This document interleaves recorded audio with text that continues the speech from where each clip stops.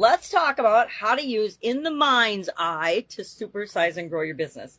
Sharon Horne-Ellstrom here. I love these cards. I don't know if I've shared these card decks, but they're card decks that go along with different books that are an easy way to get the highlights out of a book, but they also are the most important things in the book, or the most important things according to the authors, of course, or the editors of the book.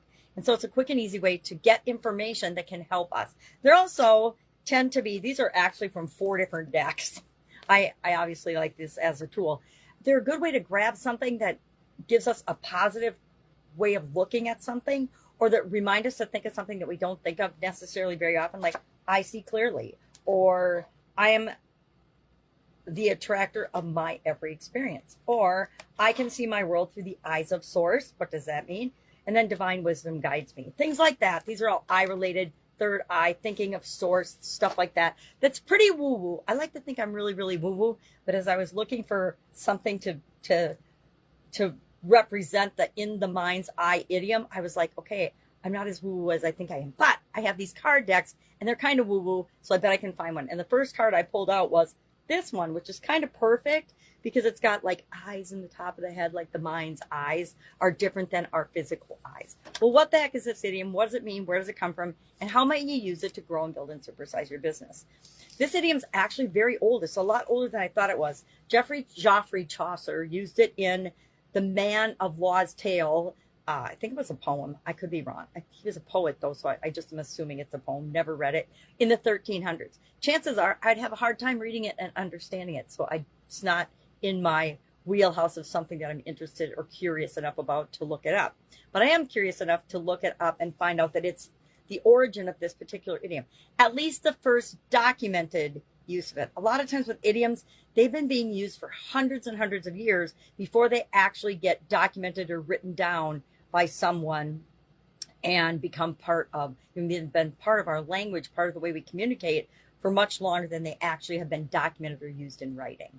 But what does it mean? It means to see or imagine something mentally, often before we can even see it physically. So how does this work out in our business? Terrifically, just like visualization. It's really a way of saying visualizing or visualization. Visualization is one of the fastest, easiest ways to create something in our life, and especially in our businesses, that maybe hasn't been created before, or that we're not 100% sure we can do it or can create it, but we know we can by visualizing it and imagining it as if it's already in existence. That helps us to take the steps necessary to actually create it and make it a reality in our business and in our life.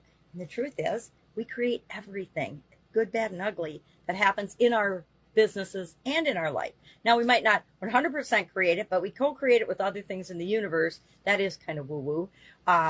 And that's why things happen. And remember, when things happen, things that we think are bad, there's usually a silver lining or a gift in that thing, and a lesson for sure to be learned from that thing that we need to know in order to move forward and continue to grow and create the business and the life that we want.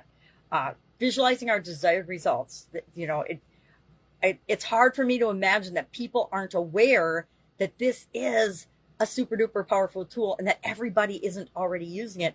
But the vast majority of the people, like everything else that's super easy and makes us successful, other people aren't using. If they were, everyone would have everything that they want right now. But it requires a little bit of effort, right? We have to take some effort to learn how to be. We are all automatically visualizers.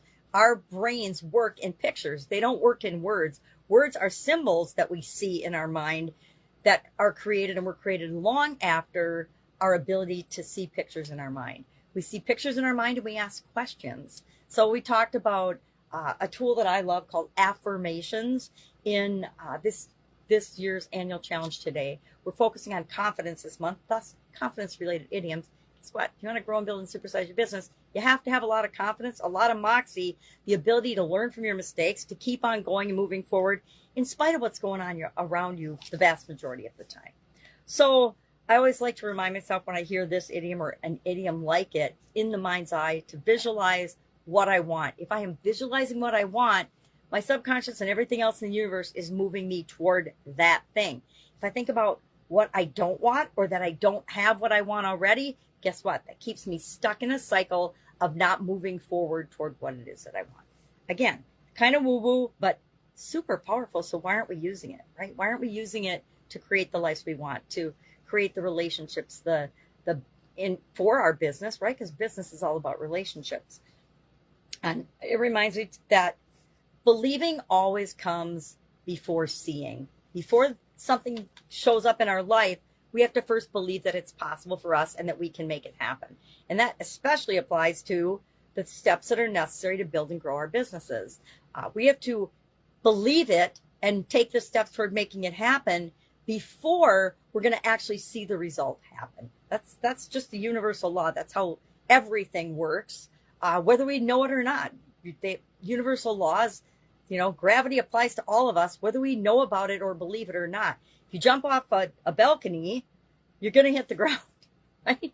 Whether you know that or not, right? It's going to happen. Same is true of our business. If we focus on what we want all the time, and we know that the little bumps in the road along the way to getting what we want are just lessons to learn along the way, things that the universe wants us to see, that the world wants us to see, so that we make better choices and better results and become better versions of human beings. Because all of us ought to be wanting to be better versions and better human beings.